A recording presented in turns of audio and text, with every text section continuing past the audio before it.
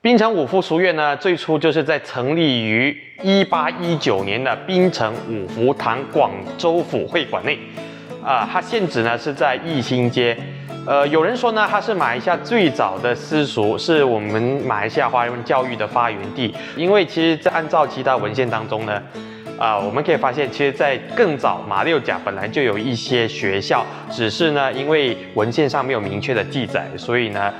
就没有办法确定是什么名字。这个五福堂是会馆宗祠跟私塾结合的一个建筑。最早呢，主要是为来自中国广州府12亿的华人移民的子女呢提供教育的。其实现在槟城五福书院呢的现址呢，跟最初的那个地方呢是不一样的，因为原本那块地呢是属于甲必丹郑景惠的，他在1895年的时候呢，他就把这块土地收回去，改为家属，就是现在著名的大家看到的海记展跟圣之家属，而他就另外捐了一块地，就在牛肝东街的，就是现在看到的这个五福书院的所在地啦，它是在1898年才落成的。而马来西亚最早的新式华文学校呢，其实就是槟城孔圣会中华学校。它最初呢名字叫做中华观音学堂，是创立于1904年的。这间学校的创办人呢是非常特别的哈。我们知道槟城有一个很著名的清朝官员，就是清朝的驻槟榔屿的副领事张弼士，他当时的官衔叫做大清国商部考察外部商务大臣兼槟榔屿的管学大臣，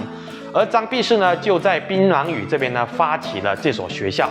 而最早呢，这个学校呢是借了槟城平章会馆，就是现在槟城华人大会堂的前身，是整个马来半岛最早的新式华文学校，也是东南亚第一间以华语作为教学媒介语的学校。一直到了1912年呢，改名为槟城孔圣庙中华学校。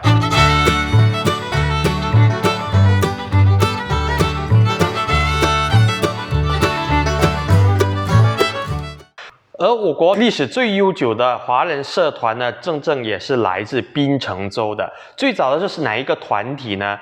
有2个，第一个是槟城广东及汀州会馆。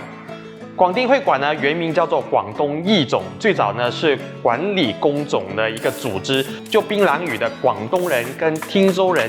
在1795年成立的。不过也有人说是在1801年，所以这个年份呢到现在还有一点争议啊，所以被视为马来西亚历史最悠久的华人社团之一。另外一个呢，就是著名的槟城嘉应会馆，是由来自广东客家嘉应人创立的。因为现在可以找到一份最早的地契，它的地契年份呢是在1801年的，所以呢，从中我们可以知道呢，这个嘉应会馆的创办年份呢是不晚于1801年。因为槟城呢最早的移民呢大多数是来自福建省的，所以呢当地也非常流行说福建话。可是他们的福建话呢比较偏向漳州腔，跟中南马的泉州腔呢稍微有一些差异。而这个北马福建话呢主要通行在槟城，包括了吉打、邻近的太平、波利市，甚至泰国的布吉岛、印尼的棉兰都流行说这个北马福建话。北马福建话跟中南马的福建话有什么差异呢？就在一些单词上的运用呢，读音是不一样的。比如说，中南马人习惯讲开门，开门，开门；北马人呢就开门。吃饭吃饭，北马人会说吃饭。吃饱没？吃饱了没？北方呢，北马就习惯讲吃饱未。鸡蛋的蛋冷在北马呢，他们讲软。吃糜吃粥，吃糜。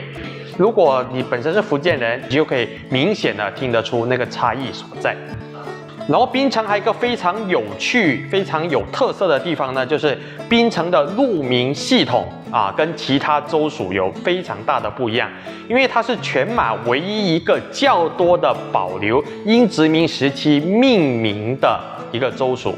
就是槟城很多地方的那个路名的名字还是以英国人命名的那一套为主保留下来。而更有趣的就是呢，它在民间使用的过程当中，因为很多华人也不懂得那个英文名字，所以他们又有自己一个属于华人民间的命名系统，所以变成了同一条路，华人跟它的英文路名呢是截然不同的。我这边举几个例子，比如 Chulia Street 的中文呢叫做牛肝东